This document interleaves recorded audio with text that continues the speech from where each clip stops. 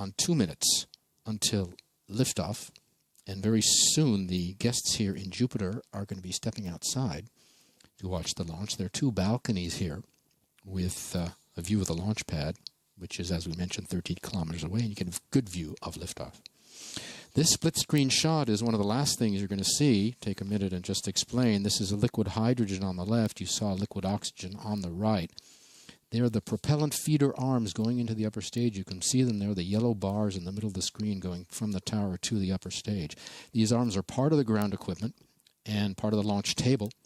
The upper stage needs to be filled up to the last minute because its cold propellant evaporates in the heat. When I say cold, liquid oxygen minus 180 degrees, liquid hydrogen minus 250 degrees. They boil off, need to be constantly refilled, so we do that up to the last minute. You'll hear the DDO, who is going to call out the 1 minute mark, and we'll be into the final 60 seconds. Top, H0 moins 1 minute. All that's left to explain is the ignition sequence. Here's what to watch for. The sequence begins when the cryogenic arms, you saw them a moment ago, they'll swing back at minus 5 seconds. At 0, the DDO will call out allumage, which is ignition, and the main engine will light up. But we don't lift off, not quite yet. You got to count to 7 for 7 seconds. The computers are checking the performance in the main engine while it's burning on the ground. They check it twice to confirm it. Better to do this on the pad than once we're airborne in case they want to change anything or stop the procedures.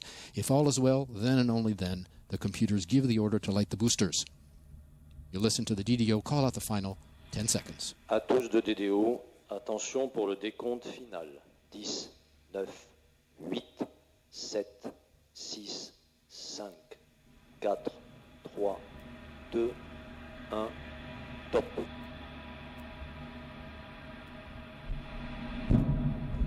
Allumage Vulcain.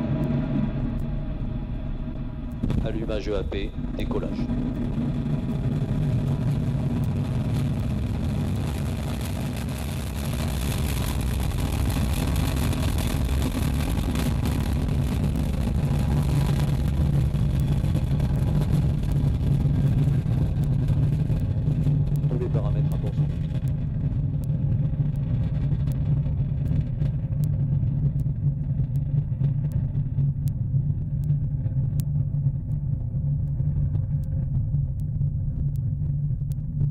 Well, the cryogenic arms swung open right on time, triggering the ignition sequence. Did you count to 7?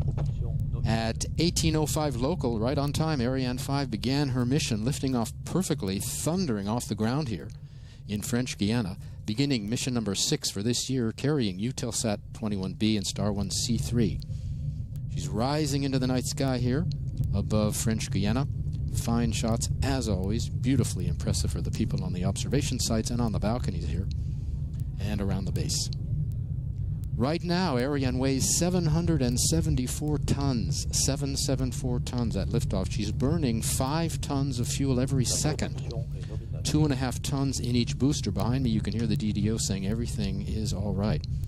The main stage is also at the same time burning another 300 kilos of fuel per second. Ariane now following the program in the onboard computer, which is in the vehicle equipment bay in the second stage, which gives all the orders, including stage separations, which we'll soon begin to see. We're in the first of 4 flight phases. The first 3 are powered. The last is not. We'll describe each in turn and in detail so you can follow Ariane as she heads east across the Atlantic, where she'll separate the satellites after having passed over Africa. The flight phases, the first flight phase now, the main engine and the boosters. The boosters are going to burn another 10 seconds roughly, and you'll see them flame out on the screen. Then the main engine burns alone. Then the upper stage burns alone.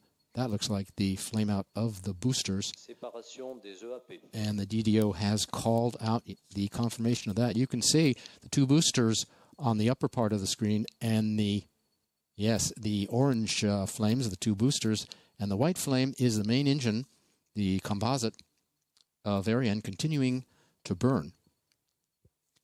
The boosters will fall 500 kilometers from shore in a protected area, French Guiana in part chosen as a base for its opening on the water, posing no threat to local population. On the left of your screen, you see the cursor climbing up the line there. There are actually two lines. One is the real-time trajectory. The other is the optimal trajectory. And as long as one is superimposed on the other, we're right where we should be. Below that, two lines, A and V. A is altitude. We're over 100 kilometers. V is velocity. Our speed now approaching 230 kilometers per second. We need roughly around 9 kilometers per second to inject the satellites, so keep your eyes on the numbers there. Both the first and second stages using cryogenic propellant. Both have single engines. We're coming up on fairing jettison now. The DDO has called out confirmation of that. It's in two halves. There's one half that's out of camera range. The fairing protects the payload from shocks during Ariane's ascent through the atmosphere, and we don't need that protection anymore because we're out of the atmosphere, and we don't need the 500 kilos. The Vulcan engine, roughly 50 centimeters square, I should say, weighing 250 kilos, generates enough power to launch Ariane 5, roughly equal to a pair of French high-speed trains, if you know the TGV system. Space Base here has become a world reference for professionalism. State-of-the-art facilities, the global space industry finding everything it needs here in French Guiana. Low population density, we mentioned. Nearness to the equator, which allows a launch to benefit from the Earth's rotation to get to orbit more quickly. No hurricanes or earthquakes.